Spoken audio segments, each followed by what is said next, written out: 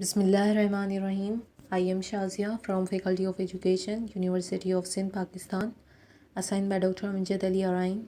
Today I am telling you about ADHD.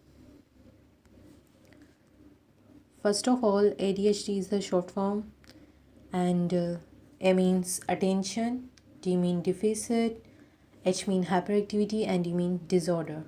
Then what is ADHD? The American Psychiatric Association in the DSM in 1994 defines three main types of attention deficit hyperactivity disorder. Individuals can have predominantly inattentive ADHD, predominantly hyperactivity, impulsive ADHD, or combined type depending on the presenting symptoms. In attention, fails to give close attention to details, difficulty sustaining attention in task, does not seem to listen when spoken directly, often does not follow through on instructions, and fails to finish schoolwork, course, or duties in the workplace, often has difficulty organizing tasks and activities, often loses things necessary for tasks or activities, is often easily distracted, often forgetful in daily activities. Hyperactivity, impulsivity, hyperactivity. Often fidgets with hands or feet or squirms in seat. Often leaves seat in classroom or in other situations in which remaining seated is expected. Often runs about or climbs excessively. Often has difficulty plying or engaging in leisure activities. Often is on the go or as if driven by a motor. Talks excessively. Impulsivity. Often blurts out answer before questions are completed, has difficulty awaiting turn, interrupts, or intrudes on others. Deficit response inhibition. According to Dawson and Gare, this is the capacity to think before you act. Children with this deficit tend to be impulsive. They will say things without thinking about what it is that they are saying. Deficit working memory. According to Dawson and Gare, this is the ability to hold information in mind while performing complex tasks. Students with this deficit tend to forget easily. They may forget their homework or books on a regular basis. Deficit self-regulation of affect. According to Dawson and Gare, this is the ability to manage emotions in order to achieve goals, accomplish tasks, or control and direct behavior. These students tend to become upset quickly with situations, unable to control their emotions. These students tend to have outbursts that disrupt daily function. Deficit sustaining attention. Sustained attention. This is the capacity to maintain attention to a situation or task in spite of distractibility, fatigue, or boredom. Students with this deficit tend to have a hard time getting started on a task. These students will get up often when a task is given. They talk to other students when they shouldn't. Their attention is on everything in the room other than their work. Deficit task initiation. According to Dawson and Gare, this is the ability to begin a task without undue procrastination in a timely fashion. These students tend to put off doing work that they need to complete. They lack the processes to start the task. Deficit planning. According to Dawson and Gare, this is the ability to create a roadmap to reach a goal or to complete a task. It also involves being able to make decisions about what's important to focus on and what's not important.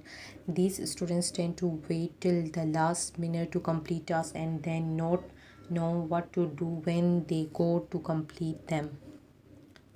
Deficit organization. According to Dawson and Gare, this is the ability to arrange or place things according to a system. Deficit. These students tend to have messy discs or cubes. They lose papers often and frequently shove papers instead of placing them in appropriate spots. Deficit time management. According to Dawson and Gare, this is the capacity to estimate, allocate, and execute within time constraints. These children get work done at the last minute and frequently ask for assignment at extension. Also, they often use excuses for not having work. Deficit metacognition.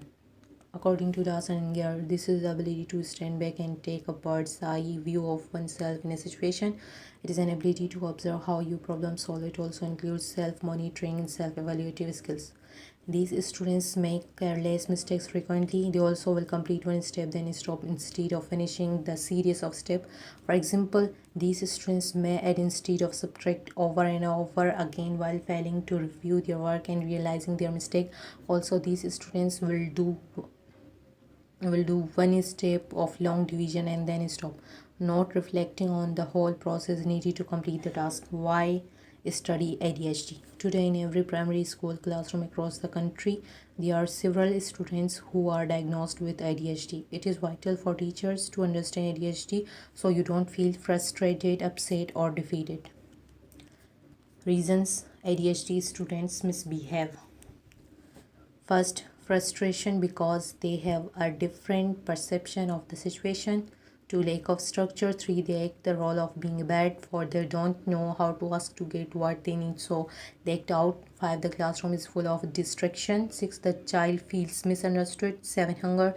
Eight, they feel overwhelmed with tasks assigned. Nine, they feel criticized. 10, they are stuck in the victim cycle. What educators need to remember. According to Shuck and Crinella, the most worrisome deficit of children with ADHD are not the product of low IQ, but rather of instability of control process that govern everyday applications to the environment. The ADHD study is not dumb, lazy, or out of control. They are smart kids who need our help to gain the proper strategies to be successful. What causes ADHD? According to Barkley website, there is significant evidence that ADHD occurrences due to biological factors. Other factors may include difficulties during pregnancy, parental exposure to drugs, low birth weight, high levels, and parental injury to the prefrontal lobe of the brain. A recent study published in Pediatrics by scientists at Texas Tech University shows that there is no link between ADHD and television. This is, however, still heavily controversial. Cause continued. New research suggests that ADHD is present with dysfunctions in the prefrontal lobes of the brain. Prefrontal lobes control executive functions which children with ADHD are lacking. According to Dawson and Garrett, these dysfunctions being studied include size differences in prefrontal regions, basal ganglia, and cerebellum. This can lead to abnormal activation pattern in the brain. Other research is still not concluded at this time states that ADHD children have abnormal dopamine and norepinephrine levels in the brain. Another neurological cause is related to lower glucose levels affecting neurotransmitter activity in parts of the brain. Thank you.